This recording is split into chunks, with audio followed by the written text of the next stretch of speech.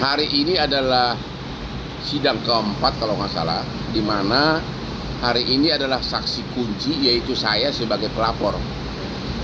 Dan Rasman itu sadar, bukti-bukti kunci aku yang bisa ngomong bahwa semua fitnahan dia berkali-kali di Instagram itu adalah bohong. Saya punya semuanya. Jadi begitu saya datang, dia grogi banget gitu loh. Dikiranya aku nggak datang. Ngapain gua nggak datang? Orang si botak kayak gitu siapa yang takut? Ya, kalau soal pengawal mah 1.000 orang juga bisa gua bawa. Tadi juga jago karate semua yang saya bawa, ya kan? Dia kira begitu karena apa? Saya tadi sejatinya akan ngomong bahwa semua yang dituduhkan di Instagram itu adalah fitnah. Bahkan ada pengakuan dari Iklim Hakim.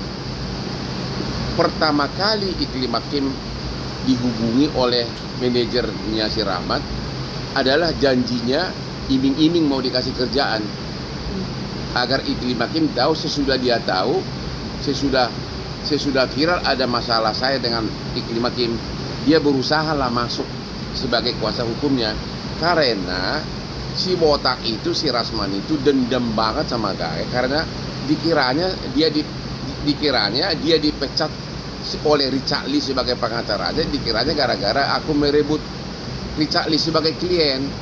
Dulu kan ingat nggak kasus di Polda? Padahal saya sering viral sama Richard Lee gara-gara aku join skincare. Aku pernah diajak dikasih saham. Bukan, Richard Lee itu nggak pernah jadi klien gua sampai hari ini. Adik itu dia dendam terus sama gua. Makanya akhirnya Kim mengaku bahwa dari pertama ketemu, dari mulai kedua bertemu pun sudah di frame gitu, sudah dibuat seolah-olah bahwa diarahkan nanti ada pelecehan seksual, ada gitu-gitu. Dan si Kim sudah membantah semuanya.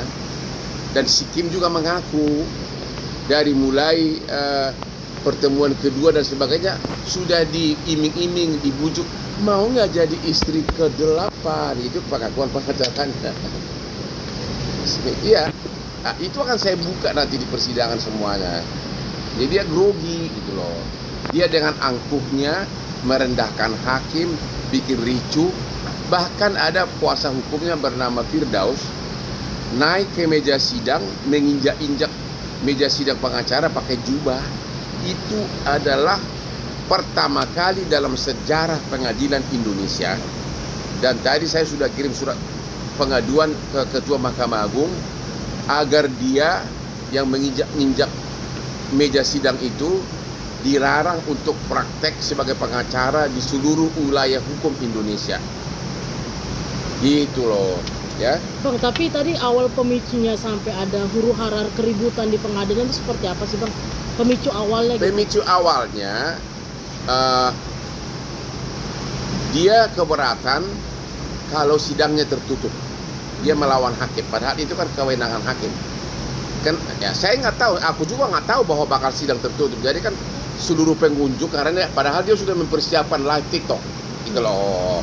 Sudah disiapkan berbagai live. Dia kecewa, dia tidak bisa lagi bergaya gitu kan. Ya, padahal aku aja nggak tahu alasan hakim itu banyak masalah asusila, ya kan, sehingga perlu tidak boleh diviralkan gitu loh. Jadi sangat logis. Dia maksa terus, seolah-olah pengadilan yang punya nenek moyangnya, padahal nenek moyang dia jauh di Sumatera Barat sana gitu loh. Itu loh, ya. Itu pemicunya, dia ngotot terus. Bagaimana seorang pengacara sangat kasar begitu, huru-hara di depan persidangan. Bahkan satu pengacaranya naik ke meja persidangan, menginjak-injak meja dengan memakai jubah advokat. Bang, kalau boleh tahu tadi kan sempat Rasman nyamperin abang tuh di kursi persidangan. Ya itu dia. Mungkin dia ngomong apa sih, Bang? Agak bisik-bisik gitu. Kalau di pikiran saya sih dia seolah-olah mau sodorkan tangan di pinak saya, dia mau mukul, ya kan? Saya langsung dengan jurus syek gitu loh, ya. Kayaknya lebih mirip karena berlian gua ke bawah syek gitu langsung. Rupanya khasiat berlian gua kena juga, langsung tangannya terlem gitu loh.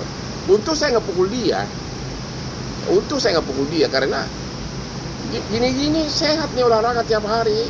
Bang, ini bukan kejadian pertama aja seperti ini. Di sidang tanggal 24 Desember juga kemarin hakim sempat menegur tim kuasa hukumnya Rasman karena berpelakuan kayak ngevideo-videoin atau segala macam, dan Firdaus juga sempat dinotis oleh hakim karena melawan hakim dengan kata-kata dia ini dokter, harus pakai gelar dokter, manggil Rasman segala macam. Mungkin seperti apa sih Bang menanggapinya Bang? Kelakuan pengacara dan si Rasman itu norak ya. Kalau soal gelar dokter, aduh, saya udah dokter dari puluhan tahun lalu. Itulah norak. Ya norak lah.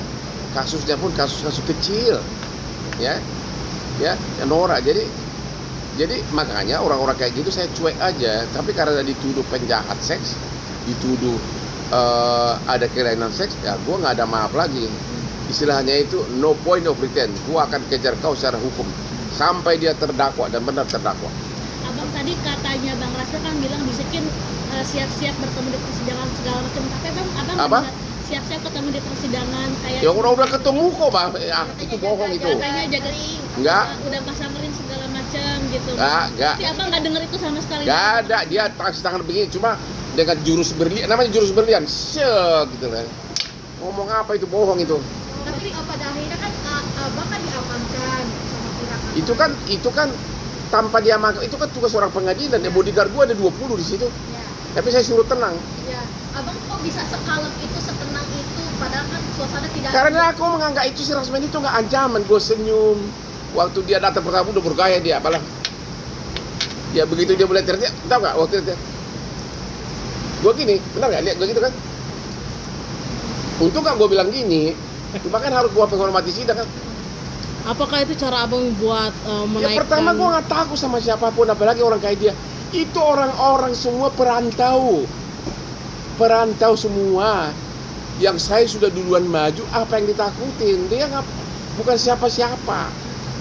Ya, jadi nggak ada yang ditakutin gitu loh. Ya, jadi hanya mulutnya aja yang, tapi sebenarnya dia nggak punya power apapun.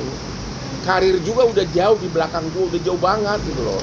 Jadi ngapain ditakutin orang kayak gitu? Tapi ketika Yang kedua juga saya akan membuka semua bahwa begitu iklim hakim bersedia menunjuk dia sebagai kuasanya, langsung nggak usah bayar honor pengacara, tapi kau jadi istri ke-8. Itu pengakuan kuasa hukumnya di berbagai medsos. Itu semua saya ada, itu yang mau saya bongkar tadi. Mungkin dia grogi gitu loh. punya berarti abang bukti konkret soal omongan itu ya bang ya? Ada semua video, ada di Intens, di mana-mana ada. Itu mau saya buka. Karena yang punya wewenang punya itu saya gitu loh. Mereka itu kan dari segi karir pengacara sama saya itu adalah udah kayak anak kecil sama orang dewasa. Itu udah jauh di belakang gua gitu loh. Bang tadi juga Bang Rasman teriak-teriak, saya tidak akan menjadi tersangka, saya tidak akan menjadi tersangka. Udah terdakwa dia. Saya tidak akan ditahan, mungkin seperti apa? Ya karena memang ancaman hukumannya di bawah 5 tahun. Jadi memang, tapi dengan kelakuan seperti itu coba bagaimana sikap hakim? Makanya naluri bisnis dia nggak ada. Dengan melakukan itu kliennya akan menjauh, pengadilan akan menjauhi dia, hakim akan marah semuanya, dan tidak akan mungkin perkara-perkara bahas. Akhirnya apa? Datangnya kayak Hotman semua. Akhirnya apa? Lamborghini gua nambah terus. Bang, Gini-gini gua nambah terus. Halo Rasman. Halo. Bang, perilaku Saya mah nggak perlu harus bujuk-bujuk cewek istri ke-8. Antri langsung. Kau udah berapa? Antri nomor 371. Bang, tadi perlakuan salah satu pengacara Rasman sendiri yang naik ke atas meja itu Namanya Firdaus. Nggak usah pakai ngomong. Ya. Jadi gimana nih bang reaksinya ketika Mereka ke polisi karena membuat ricu depan persidangan adalah tindak pidana. bang? Tapi kelebihan Firdaus sendiri dia bilang sidang sudah selesai, dia bilang kayak gitu. Siapa Jadi, bilang sidang? Jadi dia merasa tidak melakukan. Bagaimana tidak kriminal. merasa orang dia di dalam persidangan? Emang bisa gua datang ke persidangan menginjak-injak meja? Pakai jubah loh. Udah deh, jangan jadi pengecut lah. Ya kalau lu berani naik ke sidang ya naik ke meja jangan gitulah, berusaha menghindar lah. Berarti kalaupun itu sudah selesai. Itu kan di ruang sidang. Tidak boleh ya bang ya. Emang gua sekarang gini deh. Jangankan di ruang sidang, boleh nggak saya masuk ke restoran orang, gua injak-injak, naik gua ke mejanya gua injak-injak, boleh nggak? Etika gitu ya bang ya. Jangan, ini ruang persidangan loh dan masih ditonton orang. Hakimnya baru aja meninggalkan ruang sidang. Berarti ini perlakuan yang sangat norak gitu Bang.